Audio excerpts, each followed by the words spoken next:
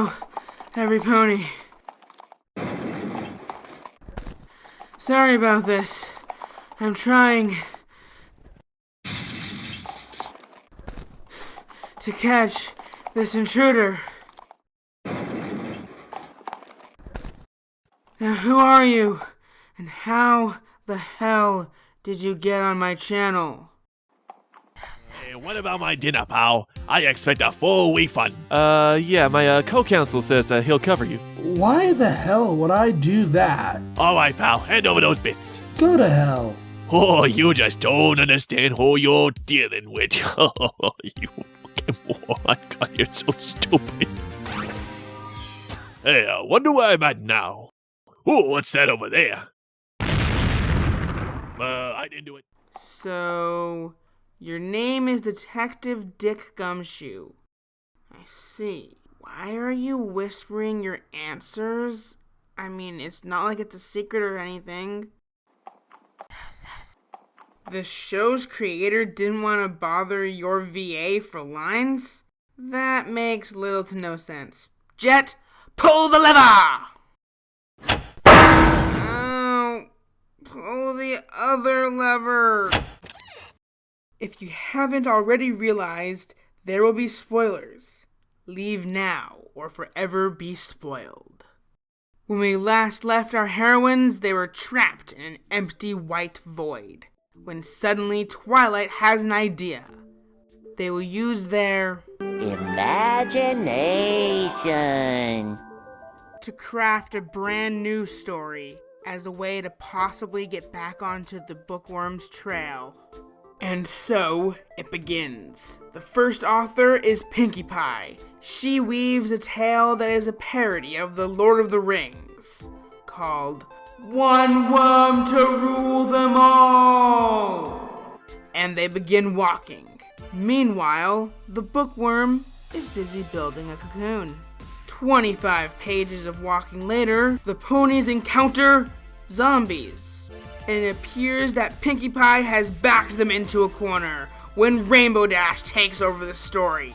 They cure the zombies and get beamed aboard what I'm gonna call the Celestial Starship Friendship, thus beginning the next section. Universal Rain Boom! And as the ponies traverse the galaxy, they encounter Bookworm poop? Okay. Not exactly what I was expecting. Meanwhile, back in Ponyville, the storybook villains are taking over. The CMC get a brief cameo where Sweetie Belle tells them of the elements of harmony. Do note that this comic takes place before season 4, so they still physically have the elements. They are not part of the Tree of Harmony yet. Meanwhile, Spike, AJ, Fluttershy, and Daring Do are hiding in the now bookless library to figure out what to do. Back in the book world, it is Rarity's turn to be author, and thus... Dial S for Sassy! You know, that echoey Canterlot voice doesn't fit there. Let's try this. Dial S for Sassy begins. It is a noir novel. So, I guess Rarity likes more than just romance. She likes romance and noir. It is then that the Bookworm's cocoon begins to hatch. And, by the magical horns of Lord Cosmos and Mother Galaxia! Kill it with fire! Kill it with fire! Oh my god, that's horrifying! And after the grotesque reveal of the Bookworm's new form, we jump back to Ponyville, where inexplicably, the heroes back in Ponyville are now captured by the villains. Did I miss a page? When did they get captured? Desperately, they try to get a message to the others by drawing on a piece of parchment and adding it to the bookshelf. As if on cue, the fleeing ponies in the book world begin to wander onto the scroll, just as the bookworm begins eating it, thus alerting them to what is happening in Ponyville. It is then revealed that the bookworm is actually a huge fan of literature, and the only reason he ate all the books is because there isn't any bookworm heroes in any of them. He never intended to play the role of the villain. It just kind of happened. And finally, it is Twilight's turn to be author. She decides to tell a story with the Bookworm as the hero, transforming him into a more pleasant-looking form, though I'd still like to kill it with fire, and they are transported back to the real world. The Bookworm then puts all the characters back into their books, restoring the library to its former glory.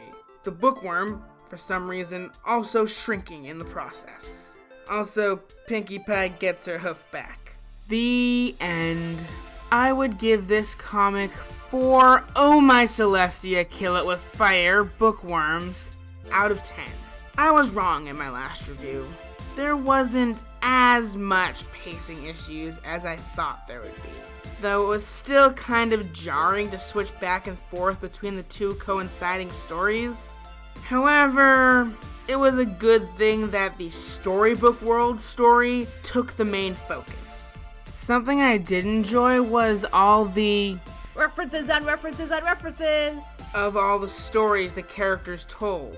It gave some insight about what genres of stories they're interested in.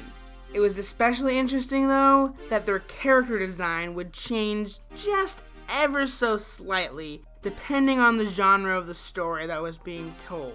Specifically, the various versions of Pinkie Pie's missing hoof. Though, I will admit that it was a bit upsetting that some key events in the Ponyville plot were cut. Seriously, when and how did they get captured? You can't just spring that on the reader. Sure, they were planning on taking over. Sure, Spike, Fluttershy, AJ, and Daring Do probably knew where the elements of harmony were. Whatever. You still have to show them getting captured. I don't know if they were implying that they would go and capture them when they first found out about the elements of harmony, or if they didn't even know of Fluttershy, AJ, Spike, and Daring Do's presence at the time, but they should have shown them getting captured. They also added more to the magical abilities that this bookworm inexplicably has, and still neglected to explain why he has the abilities. As a whole, this arc scored a 40%. So the grade it gets is an F. It always seems to be the case, particularly with the 2-part arcs, excluding Zen and the Art of Gazebo Repair and Nay Anything, that the limited page space majorly makes the story suffer. They always feel kind of rushed, always have some issues with pacing, and they just leave much to be desired. If this arc had been a 4-part arc, there could have been plenty of time to show both the Ponyville and the storybook world plots without cutting key events out. They also probably would have been able to throw in a good explanation for why the bookworm has powers.